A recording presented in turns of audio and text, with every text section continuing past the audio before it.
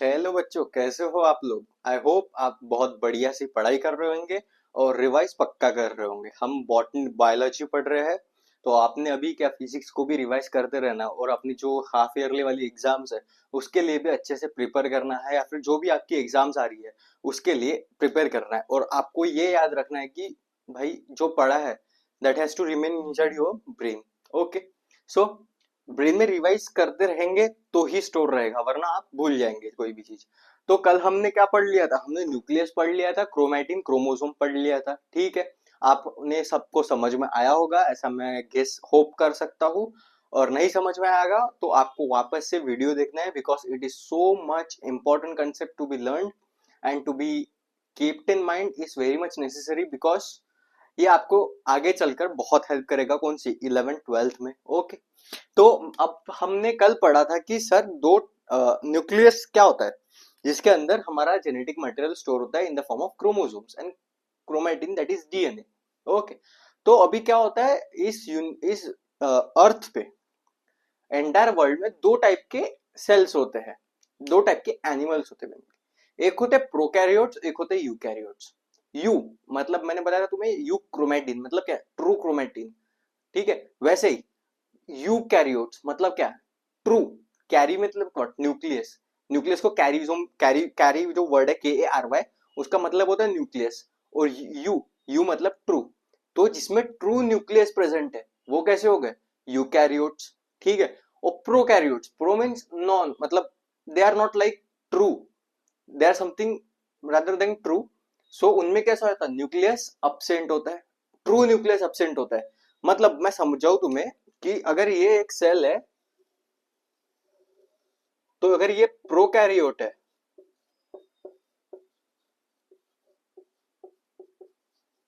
Prokaryotes में क्या है, जो ये न्यूक्लियस है ना, ये प्रेजेंट ऐसे नहीं होता।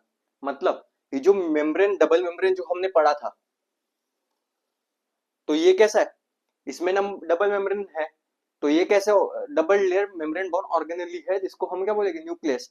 तो ये यूकैरियोट्स में होता है। ठीक है, पर प्रो इसके अंदर क्या होता है, डीएनए होता है हमारा यानी कि क्रोमोसोम्स होती है। बट यूकैरियोट जो प्रोकैरियोट्स है, प्रोकैरियोट्स में क्या होता है, ये जो न्यूक्लियस है ना, ये होता ही नहीं है, न्यूक्लियस नॉट प्रेजेंट। इसके बजाय जो जेनेटिक मटेरियल है हमारा वो कैसा होता है, साइटोप्लाज्म में ही फ्लोट करते रहता है।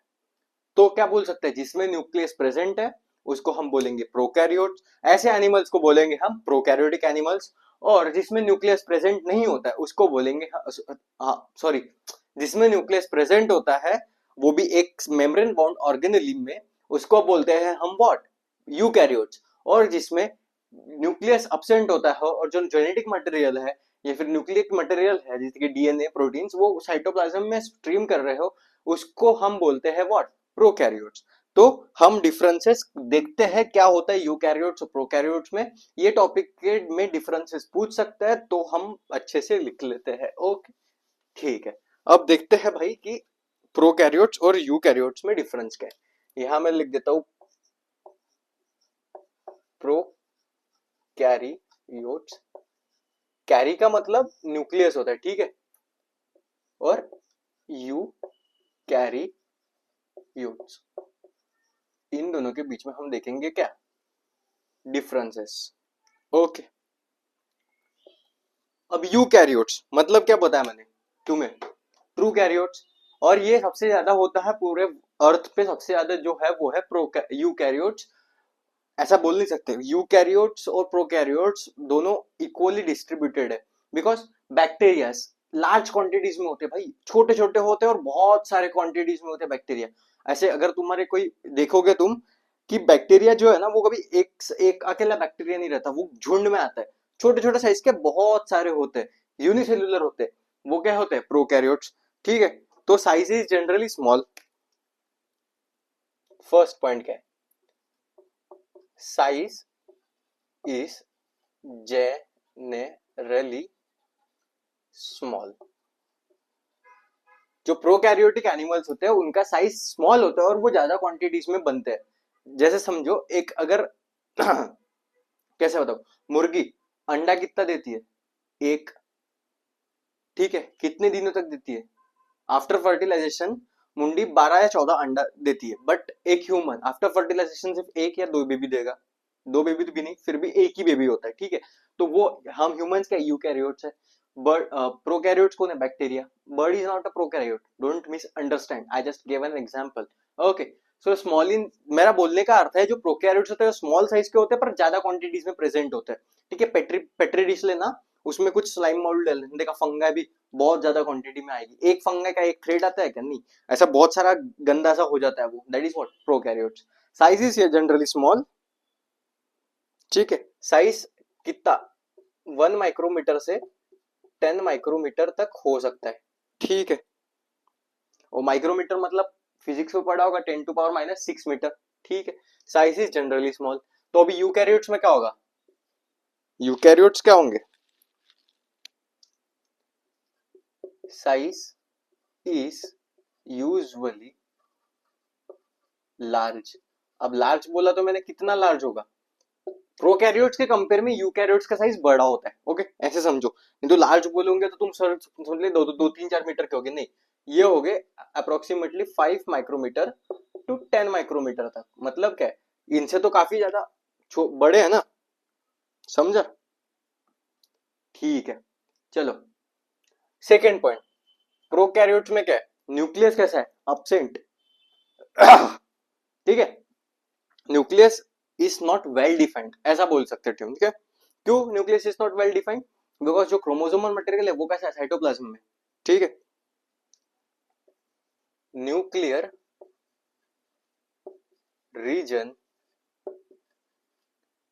इज नॉट वेल डिफाइंड, ठीक है। और इसको क्या बोलते हैं, and it is known as nucleoid. देखो, अब जो प्रोकैरियोटिक सेल में, उसमें तो ऐसा नहीं कि पूरा जेनेटिक मटेरियल पूरे रीजन में ही फैल चुका है, हर जगह ऐसे लपेट लपेट कर घूम चुका है, नहीं, वो भी पर्टिकुलर एरिया में होता है पर उसकी कोई मेम्ब्रेन नहीं होती। और वो जो एरिया में होता है क्रोमोसोमल मटेरियल, उस एरिया को हम क्या बोलते हैं, न्यूक्लियोइड रीजन। तो nuclear region, nucleus exactly present नहीं होता, we can say true nucleus is not present, but nucleus जैसा कुछ प्रेजेंट होता है प्रोकैरियोट्स में। और यूकैरियोट्स में क्या होगा, nuclear region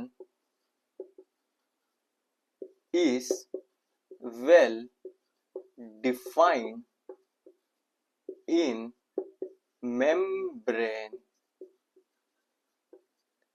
bound organelle called nucleus, जो हमने कल पढ़ा, ठीक है। यहाँ पे ऐसे न्यूक्लियस, ओके, स्पेस कम है वहां पे, in a well defined area called as nucleus. तो ये प्रोकैरियोट्स और यूकैरियोटिक के कुछ मेजर डिफरेंस है। अब थर्ड पॉइंट, अब जो सेल है, मैंने तुम्हें बताया उसमें कई सारे क्रोमोसोम्स होते हैं, वो किसका फीचर था, यूकैरियोट्स का, ठीक है। तो प्रोकैरियोट्स में क्या होगा, सिंगल क्रोमोसोम होता है, याद रखना, ठीक है। सिंगल क्रोमोसोम अगर पूछे किस में होता है, मतलब सिर्फ एक इस टाइप का स्ट्रक्चर होगा,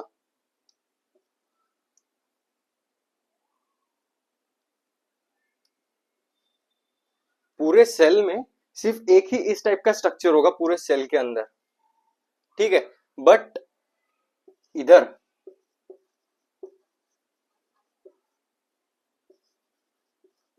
एक या एक से ज्यादा होगा, बेसिकली एक से तो ज्यादा ही होता है, मतलब ये अगर सेल है और ये इसके अंदर न्यूक्लियस होता है, इसमें एक से ज्यादा क्रोमोसोम्स होते हैं, ठीक है, समझ में आ गया होगा।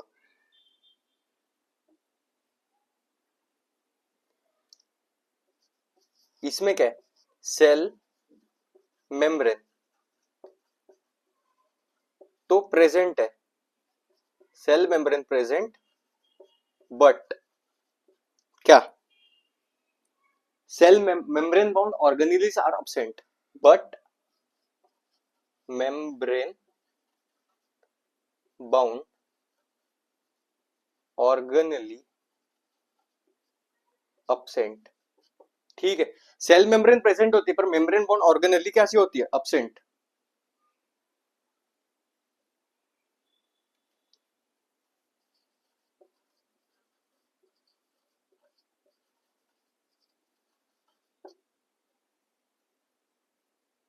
ठीक है, और इसमें क्या है,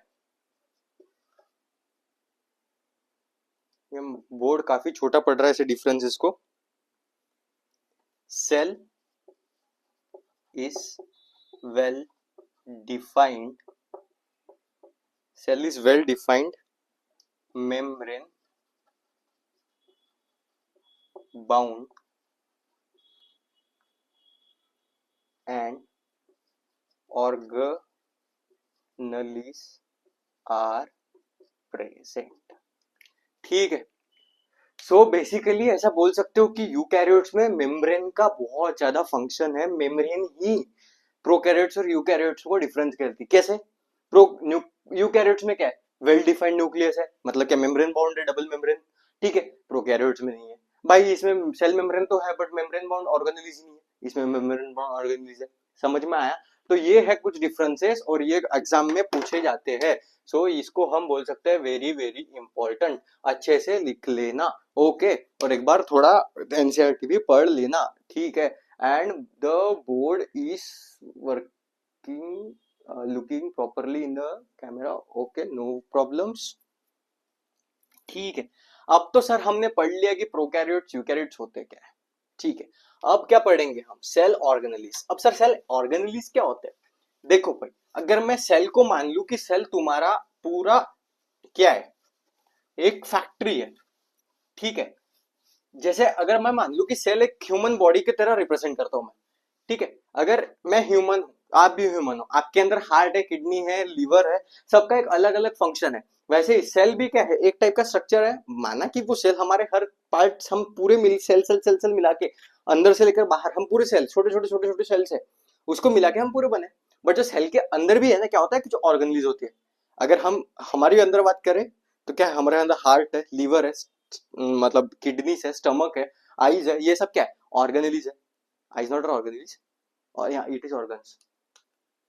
ठीक है, अभी ये ऑर्गेनलीज कुछ ना कुछ फंक्शन करती है। जैसे कि हमारे केस में हार्ट क्या करता है, ब्लड को टॉक्सिफाई, ब्लड को प्यूरिफाई करता है टॉक्सिक चीजों से। और ब्लड का क्या करता है, ट्रांसपोर्ट में हेल्प करता है। वैसे ही liver emulsification of fats, stomach digestion of food, kidney purification of water and blood. Okay, purification of blood, जिसकी वाटर का एक्सक्रीट आउट होता है। ठीक है, ये होता है। तो वैसे ही सेल के अंदर कुछ ऑर्गेनलीज होती है, वो आज हम पढ़ेंगे। सबसे पहले राइबोसोम्स पढ़ते हैं। सॉरी, ये राइबोसोम्स क्या होते हैं? चलो पढ़ते हैं कि हम सर राइबोसोम्स क्या होते हैं। अब हमारी ऑर्गेनेलिस चालू हो चुकी है, अब धीरे धीरे हम सेल में आगे बढ़ रहे हैं। हमने पहले मेम्ब्रेन पढ़ी, सेल मेम्ब्रेन क्या होती है, फिर हमने जेड प्लस सिक्योरिटी क्या होती है, सेल वॉल, फिर हमने पढ़ा कि ब्रेन ऑफ द सेल क्या होता है, न्यूक्लियस। अब ब्रेन से हम कहाँ आ गए हैं, हम अभी राइबोसोम्स पे। ठीक है, दो टाइप के सेल भी पढ़ लिए, यूकैरियोटिक, प्रोकैरियोटिक। ठीक है, अब जो है ना राइबोसोम क्या करता है, ये हमारे घर की एक टाइप की किचन है। सर किचन क्यों? किचन में क्या होता है, खाना बनता है। वैसे ही राइबोसोम्स क्या करती है, प्रोटीन सिंथेसिस करती है। ठीक है, तो लिख लो, राइबोसोम्स इज द ऑर्गेनेली जो क्या करती है, सिंथेसाइजेस प्रोटीन्स। ये वाला point very very important, mark कर लो। राइबोसोम में सिर्फ कुछ पॉइंटेड पर बहुत ज्यादा इंपॉर्टेंट है। ठीक है, सिंथेसिस क्या करती है, प्रोटीन का। ओके सर, ठीक है, मतलब क्या है सर, खाना बनाती है। ठीक है, और एक बहुत इंपॉर्टेंट पॉइंट क्या है, ये कैसी ऑर्गेनेली है, मेम्ब्रेन लेस है। सर अगर ये मेम्ब्रेन लेस है तो ये फिर प्रोकैरियोटिक है, क्योंकि हमने पढ़ा था कि प्रोकैरियोट में मेम्ब्रेन लेस ऑर्गेनेलीज प्रेजेंट होती है। बट यहाँ पे ये बहुत ज्यादा स्पेशल केस है कि भाई राइबोसोम जो है ना, वो एक मेम्ब्रेन लेस है, but it is present in both pro as well as eu. Membrane less organelle present both in pro and eukaryotes। यार ये शॉर्टकट मैंने लिख दिया, मेरे को पूरा लिखने में आलस आ रहा था कि प्रो कैरियोट फिर यू कैरियोट, तो मैंने ऐसे लिख दिया pro and eukaryote. You will understand and write properly in your notes. Okay, मैं चीटिंग करूँ चलता है, तुमने नहीं करना चाहिए। Membrane organelle is membrane less organelle, भाई ये ऐसी मेम्ब्रेन है, मैं सॉरी ऑर्गेनेली है जिसमें क्या मेम्ब्रेन नहीं है, तो ये प्रोकैरियोटिक में आनी चाहिए थी सिर्फ, पर ऐसा है कि भाई ये दोनों में आती है। So this is the special case, और इस पे भी क्वेश्चन बन सकता है। इसके राइबोसोम को तुमने अच्छे से पढ़ना है, 3 ही पॉइंट है ज्यादा से ज्यादा, ठीक है, पर इसको अच्छे से पढ़ना है, ठीक है। अब क्या, राइबोसोम का फंक्शन क्या, प्रोटीन बनाना। अब किचन है भाई, किचन तो दोनों में प्रेजेंट है ना, क्योंकि दोनों सेल्स को खाना चाहिए, चाहे वो प्रोकैरियोटिक होगा या यूकैरियोटिक। हम क्या क्यों डिफरेंशिएशन करें सर कि इसको खाना नहीं देते और इसको खाना देते, नहीं भाई। प्रोकैरियोटिक के एग्जांपल्स कौन कौन है, बैक्टीरिया, फंजाई, प्रोटिस्टा, वो सब क्या है, प्रोकैरियोट्स है। और प्लांट सेल्स, ह्यूमन सेल्स, वो सब क्या है, यूकैरियोट्स है ना, ठीक है। हो, क्या बोल रहा था मैं, हाँ, चलो, 2 ही पॉइंट है इसके और दोनों इंपॉर्टेंट है। सबसे ज्यादा इंपॉर्टेंट क्या है भाई, ये मेम्ब्रेन लेस ऑर्गेनेली है और present in both prokaryotes and eukaryotes है, ठीक है। इसको समझ में आ गया होगा तुम्हें, तो हम आगे बढ़ते हैं। राइबोसोम का काम होता है प्रोटीन बनाना, प्रोटीन तो दोनों सेल्स को लगेगी, पर ये ऐसी ऑर्गेनेली है भाई जिसकी की क्या है, मेम्ब्रेन ही नहीं है, तो this is a membrane less organelle, ठीक है। अब राइबोसोम्स तो बन गए किचन। अब किचन में दोनों दो लोग काम कर सकते हैं, एक है तुम्हारी मम्मी और तो दूसरा है तुम्हारी बहन, ठीक है।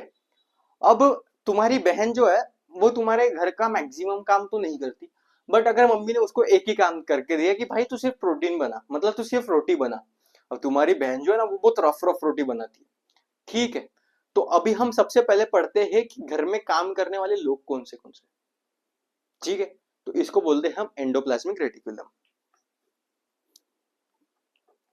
ठीक है। एंडोप्लाज्मिक रेटिकुलम पढ़ते हैं, ये भी एक क्या है, ऑर्गेनेली है।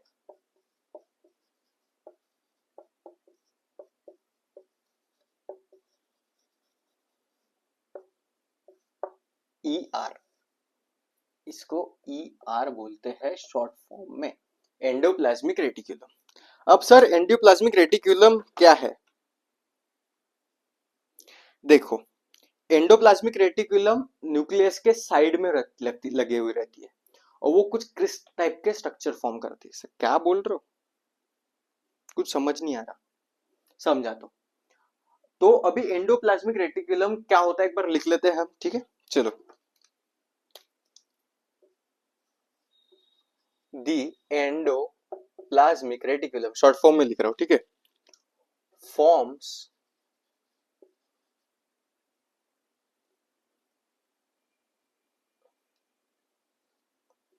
forms a network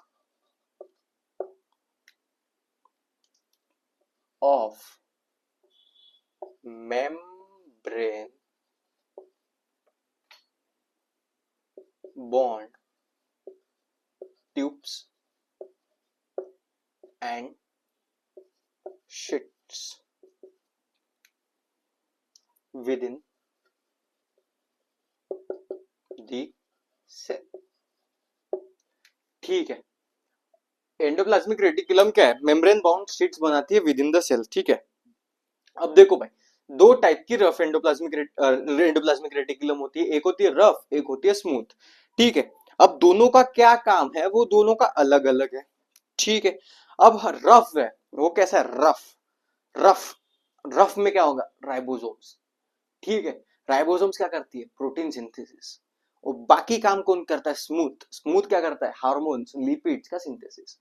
मान लो किचन है, किचन में एक गैस है, किचन में दो लोग काम कर रहे हैं, एक ही दीदी तुम्हारी और एक है तुम्हारी मम्मी। अब मम्मी, दीदी को काम है कि तुम रोटी बना, अब दीदी की रोटियां रफ होती है, क्यों, दीदी क्या करती है, राइबोसोम से दीदी के पास राइबोसोम से, मतलब समझ लो राइबोसोम से जो क्या बेलन है, बेलन से क्या कर रही है, रोटियां असला जो लाट रही है, ठीक है, मराठी में बोलूं तो, ठीक है। तो रोटियां रफ हो, मतलब रोटियां रफ बनती है, ठीक है। तो रफ एंडोप्लाज्मिक रेटिकुलम, यानी तुम्हारी दीदी क्या बना रही है, रोटियां, रोटियां कैसी है, रोटियां मतलब क्या है, प्रोटीन, ठीक है। कौन सिंथेसिस कर रहा है, कौन सिंथेसिस कर रहा है? राइबोसोम्स। किस में कर रहा है? रफ एंडोप्लाज्मिक रेटिकुलम में। ठीक है, ठीक है, समझ में आया। रफ एंडोप्लाज्मिक रेटिकुलम,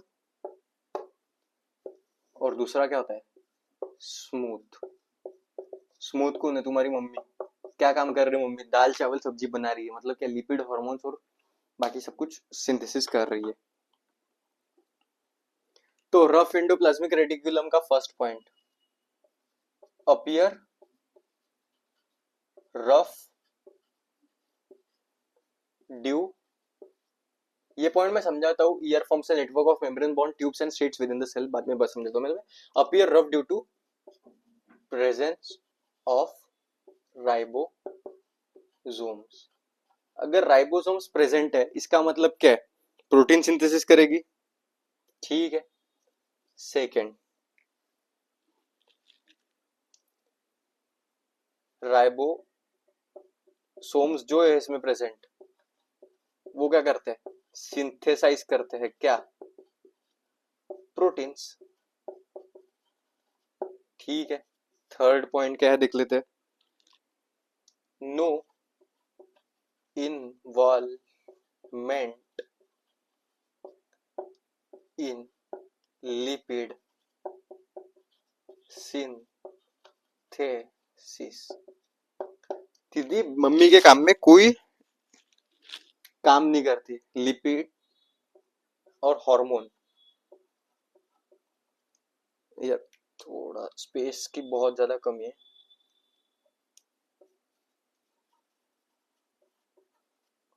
हार्मोन या लिपिड बनाने में इसका कोई इन्वॉल्वमेंट नहीं होता है। फोर्थ पॉइंट क्या है सबसे इंपॉर्टेंट?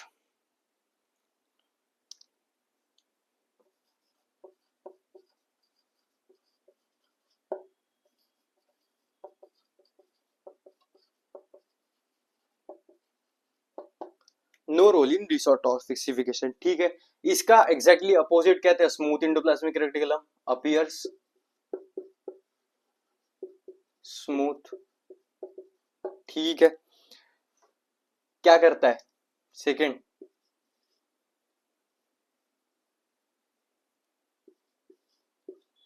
फैसिलिटेट्स लिपिड, ठीक है। लिपिड क्या होता है सर? बाद में समझेंगे। एंजाइम्स एंड हार्मोन सिंथेसिस, ठीक है। थर्ड पॉइंट क्या है भाई? क्या था? ये अपीयर स्मूथ होती है, क्या फैसिलिटेट करता है? एंजाइम हार्मोन सिंथेसिस, ठीक है। इसका नो इन्वॉल्वमेंट होता है किसमें? प्रोटीन बनाने में। मतलब क्या है? मम्मी दीदी का काम नहीं करेगी।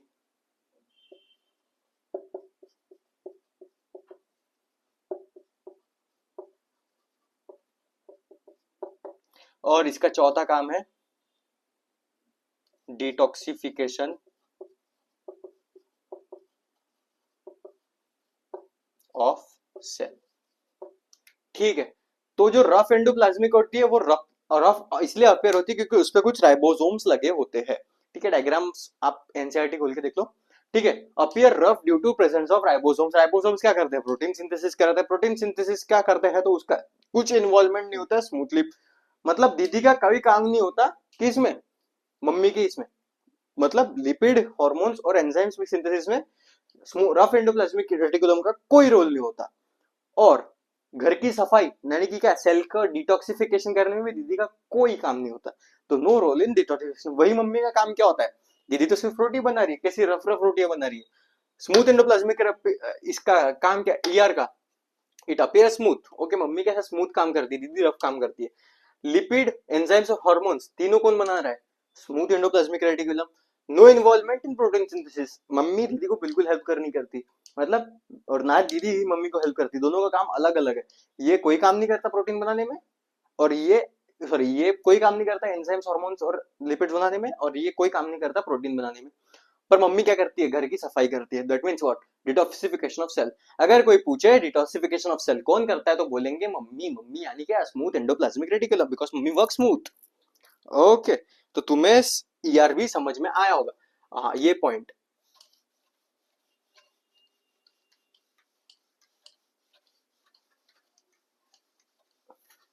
ये जो है ना, ईआर, ईआर कुछ इस टाइप का स्ट्रक्चर बनाता है।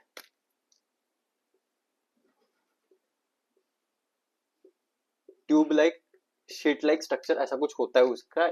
वो आप गूगल करके देखो। ओके, समझ में आया तुम्हें? यार, यार इसका कुछ स्ट्रक्चर होता है। एक सेकंड, मेरे को थोड़ा थोड़ा याद आ रहा है। हाँ, ओके। ये न्यूक्लियस है। न्यूक्लियस के ना, इसके अराउंड ये इस टाइप के कुछ tube like, sheet like structure लगे होते हैं।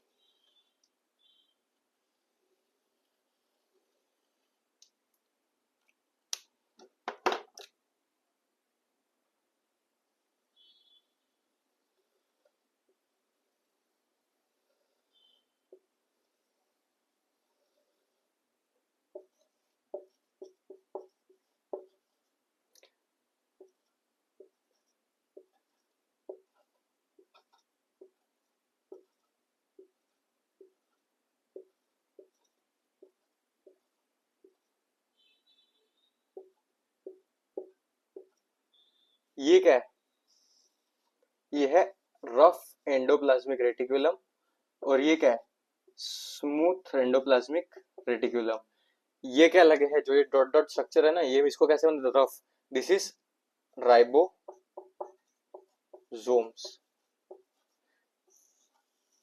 ओके, इस टाइप का कुछ स्ट्रक्चर होता है राइबो एंडोप्लाज्मिक रेटिकुलम का, thread sheet, sheet within the cells, and it is membrane bound organelles. Okay, tube like structure form करती है।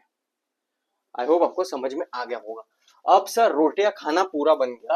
अब डाइनिंग पे बैठते बैठते सब लोग खाना खाते हैं घर के। ओके, तो अभी देखते हैं कि खाना किचन में से ले कौन जाएगा। तो खाना किचन में से प्लेट्स कौन सर्व करेगा और कौन लेके जाएगा, ये काम करती है हमारे कौन, हमारा घर का बेटा। हमारे घर के बेटे को बोलते हैं हम क्या, Golgi body. That is what, Golgi apparatus. Because हमारे घर के बेटे का नाम है गोल्जी। वो अपना एपरेटस सजाता है। मतलब दैट इज व्हाट, एपरेटस मतलब क्या बोलूं मैं, कटलरीज। ओके, कटलरीज मतलब प्लेट, वाटी, वो मतलब वॉट एवर, चम्मच वगैरह, वो सब कौन उसमें खाना सजा के कौन ले जाता है, हमारा घर का बेटा गोल्जी। ठीक है, तो हम पढ़ेंगे हम गोल्जी और उसके apparatus, that is Golgi apparatus।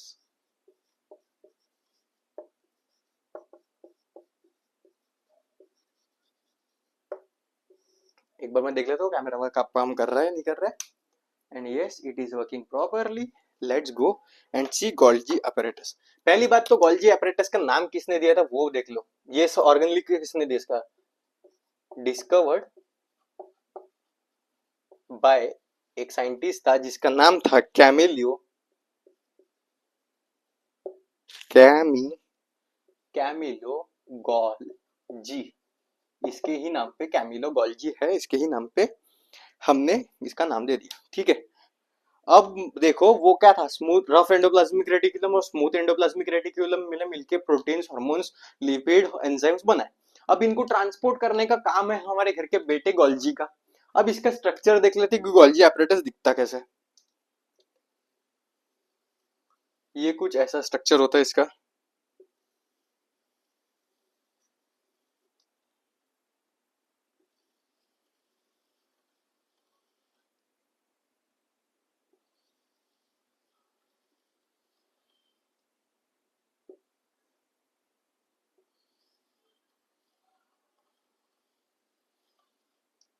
ठीक है, इस टाइप का कुछ स्ट्रक्चर होता है गोल्जी बॉडीज का।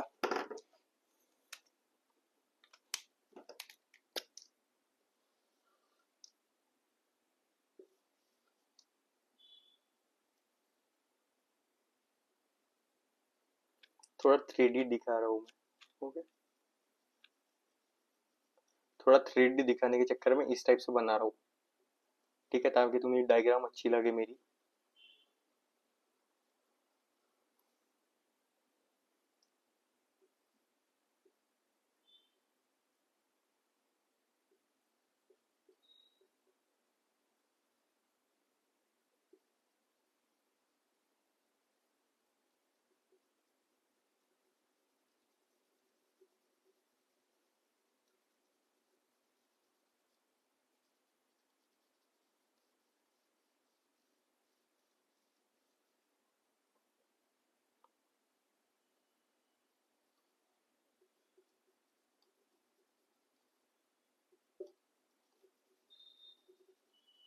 ठीक है, छोड़ो, उतना डिटेल्स में मैं डायग्राम नहीं बनाऊंगा, तक बहुत टाइम पास हो जाएगा वो।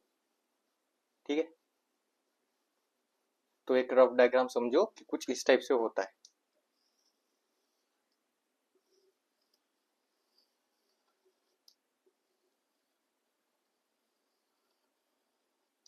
इस टाइप से कुछ स्ट्रक्चर होता है गोल्जी बॉडी का। ठीक है, इसकी बाउंड मेम्ब्रेन दिखा देता हूँ उसे।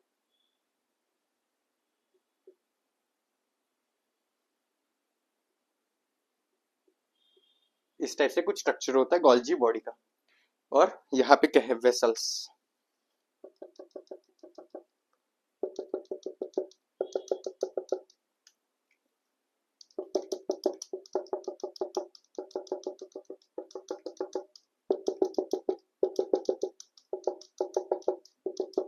इस टाइप का कुछ स्ट्रक्चर होता है गोल्जी बॉडी का। अब गोल्जी बॉडी कैसी है, देखो, Golgi body compromises of membrane bound vesicles. ये देखो, वे क्या है, वेसल्स है, मतलब क्या, ट्रे है। तो इट इज ट्रे है, ठीक है, वेसिकल्स अराउंड रफली parallel to each other in a stack known as cisterns. एक पे सपोज करो तुम कि तुमने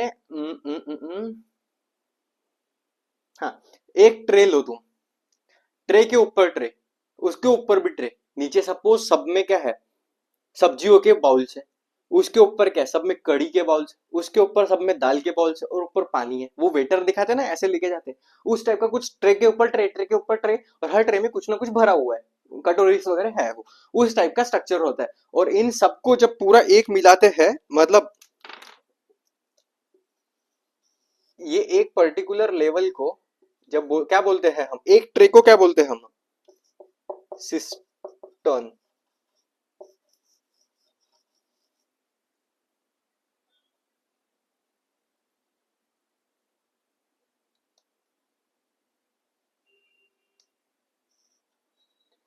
ये एक सिस्टर्न है, ये भी क्या है, एक सिस्टर्न है, ये भी क्या एक सिस्टर्न है, ये भी क्या है एक सिस्टर्न है, ये भी क्या है एक सिस्टर्न है। मतलब ट्रेस को क्या बोलते हैं हम, सिस्टर्न्स। ओके, समझ में आ गया होगा तुम्हें। सो compromises a system of membrane bound vesicles arranged roughly parallel to each other in a stack known as cistern। ठीक है, समझ में आ गया होगा तुम्हें डायग्राम से, ये पॉइंट लिख लो। हाँ सर, ठीक है, ये तो है कि भाई ट्रे ले जा रहा है बंदा, क्या कर रहा है, किचन का काम क्या कर रहा है, वो कटोरी में सर्व कर रहा है।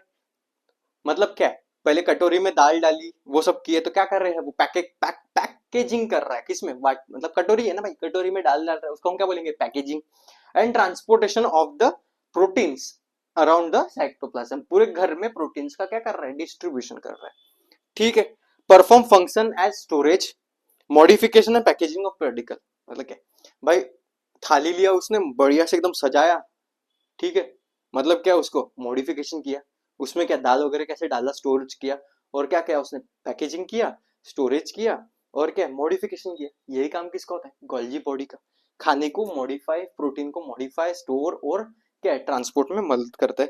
Plays a role in formation of lysosomes. ठीक है, चौथा पॉइंट, वो हम बाद में लिखेंगे। अब देख लेते हैं हम एक एक पॉइंट लिख कर। क्या है, compromises सिस्टम, एनसीईआरटी की लाइन है, एनसीईआरटी की लाइन ही डायरेक्ट उठा रहा हूँ ताकि तुम्हें मार्क्स ना कटे तुम्हारे, और तुम्हें समझ में अच्छे से। कंप्रोमाइजेस है system of membrane bound organelles, sorry, vesicles, vesicles are what, कटोरीज, vesicles, membrane bound vesicles arranged roughly parallel, क्या ट्री के ऊपर ट्री, ठीक है, to each other in a stack. जब बहुत सारे ट्रेस एक साथ मिल जाए, उस स्टैक को क्या बोलते हैं हम, नोन एज सिस्टन्स।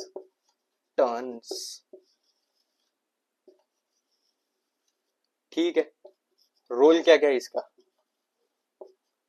फर्स्ट क्या है? पैकेजिंग। सेकंड क्या है? स्टोरेज। थर्ड क्या है? मॉडिफिकेशन। और फोर्थ क्या है?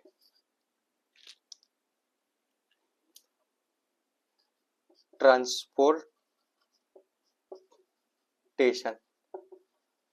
ठीक है, पैकेजिंग, स्टोरेज, मॉडिफिकेशन, ट्रांसपोर्टेशन, ये सब किसका होगा? जो घर में खाना बने, रोटी होगा। किसका? मेनली प्रोटीन्स का।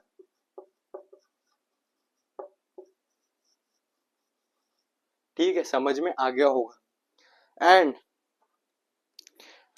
अब भाई, ये बंदा बहुत काम करता है, लड़का है ना घर का, क्या करेगा? खाना सबको बांटेगा, स्टोर भी करके रखेगा और ट्रे ट्रेस में लेके सबको सर्व भी करेगा, ठीक है। और भाई इसका खाना खाने के बाद क्या है, जो कुछ भी गंदगी आती है ना, वो जाके डस्टबिन में बनाएगा, डस्टबिन में जाके देगा। तो क्या ये बेचारा, ये बंदा इतना काम करता है कि डस्टबिन खुद ही बनाते हैं। That is what ribosomes, lysosomes. तो यहाँ पे एक और एक पॉइंट लिख दो ऐसे, और ये बहुत बहुत इंपॉर्टेंट पॉइंट है, छोटी जगह पे लिख रहा हूं, टैप टैप अपने हाथ पे करो और ये पॉइंट लिखो। क्या लिखो?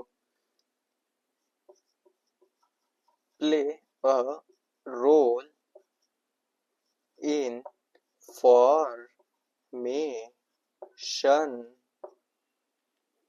Of lysosomes. मतलब भाई इसने क्या है, ये घर का बेटा है, मम्मी और बहन ने खाना बना लिया, अब ये क्या कर रहा है, दीदी के खाने को क्या कर रहा है, ट्रे ट्रे ट्रे ट्रे में अरेंज करके सबको बांट रहा है, उसका खाने को सजा रहा है, उसको स्टोर भी कर रहा है और उसको पैकेजिंग भी कर रहा है। किसका किसका करता है भाई? वो सिर्फ प्रोटीन का करता है, खाने का करता है। और क्या है भाई, डस्टबिन भी खुद ही बनाता है और डस्टबिन में खुद भी फेंक के आता है। ठीक है, चलो इतना तो तुम्हें समझ में आ गया होगा।